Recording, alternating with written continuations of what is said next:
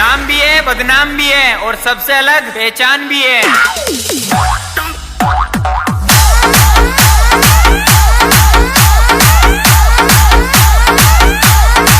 DJ Vikas, DJ Vikas, DJ Vikas, DJ Vikas.